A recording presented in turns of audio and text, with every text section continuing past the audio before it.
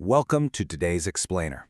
So today, we're zooming out to take a critical, really grounded snapshot of our future.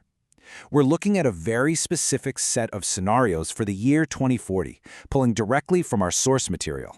And look, there are no flying cars here, no utopian sci-fi stuff, just a sobering look at the compounding challenges right on our horizon. Let's just dive right in. I want you to imagine it's the year 2040. Really picture it. It's a date that sits right in this uncomfortable sweet spot, you know? It's close enough to be well within our lifetimes, yet far enough away that today's compounding technological and ecological crises will have fundamentally altered the fabric of human existence. So let's step into this near-future landscape and explore the specific scenarios our source material lays out. Take a second, let go of your current surroundings, and just immerse yourself in this reality with me. Okay, so for over a century, our social contract has been incredibly clear, right? You study hard, you get a university degree, and in return, you secure a stable place in the economy. The degree was literally the ultimate key to upward mobility. But in this vision of 2040, a university graduate cannot get a job. The whole pipeline is profoundly broken. We're looking at this sterile, highly automated reality where a highly educated graduate, someone who has done absolutely everything society asked of them, is structurally locked out of the workforce. And they're struggling to find employment not because they lack skills, but because the very nature of work has completely shifted beneath their feet. And the specific reason this graduate is locked out is AI job displacement. Notice the precise definition here. It's a scenario where artificial intelligence is doing most administrative work. We aren't just talking about robots on an assembly line anymore. We're talking about the complete takeover of the cognitive, organizational, and routine analytical tasks that traditionally form the bedrock of entry-level graduate employment. The scheduling, the data processing, basic drafting, logistical management, algorithms are now handling all of it with instant, flawless precision. It's kind of a bitter irony, really. You spend 4 years writing complex essays only to find out an algorithm has permanently taken over the entry-level emails. This widespread displacement means the entire middle tier of administrative roles, it's just evaporated. Now, while the urban educated classes grapple with this algorithmic displacement, the physical world is suffering something far more visceral. Over in Turkana, farmers have lost their livestock due to prolonged drought. We're shifting the narrative away from the tech world for a second and looking directly into a devastating climate reality. Because this isn't some theoretical tech projection for these farmers, it is the physical loss of their livelihood. The livestock represent their wealth, their survival, their history, and their future, and all of it is drying up under a changing climate. It's a really striking, tragic contrast to the digital problems of the city, highlighting a world where ecological collapse is happening at the exact same time as a technological revolution.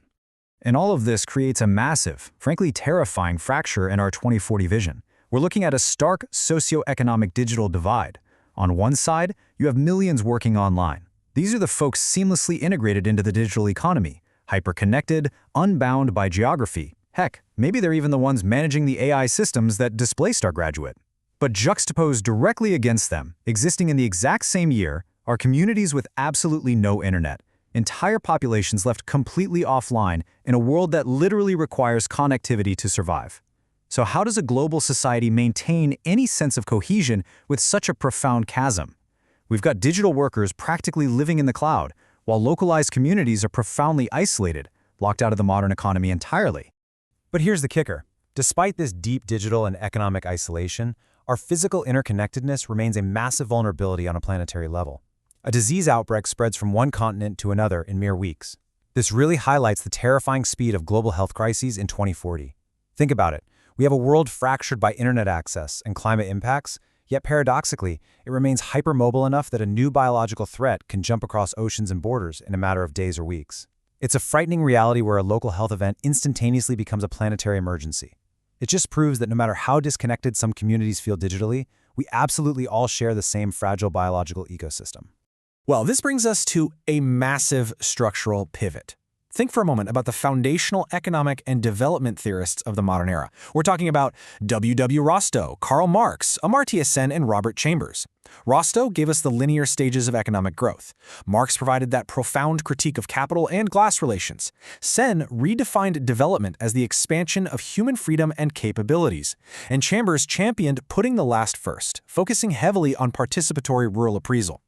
Look, these incredible minds shaped our entire historical understanding of progress, society, and economics.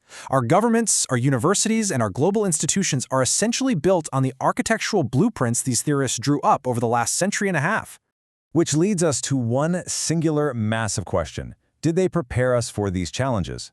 Seriously, did Rostov's models of industrial growth account for AI entirely hollowing out the administrative class? Did Marx foresee a digital divide where millions work in the cloud while others lack basic internet? Did Sen or Chambers equip us with the tools to handle a world where prolonged, devastating drought in Turkana collides with a disease spreading across the entire globe in mere weeks? Did the foundational theories that built our world actually equip us to survive the intersecting, high-speed crises of 2040? I really want you to sit with that provocative thought. Consider whether our old maps are completely useless for the new territory we're rapidly entering. Thank you so much for joining me today. Keep reflecting on this, and I'll catch you in the next Explainer.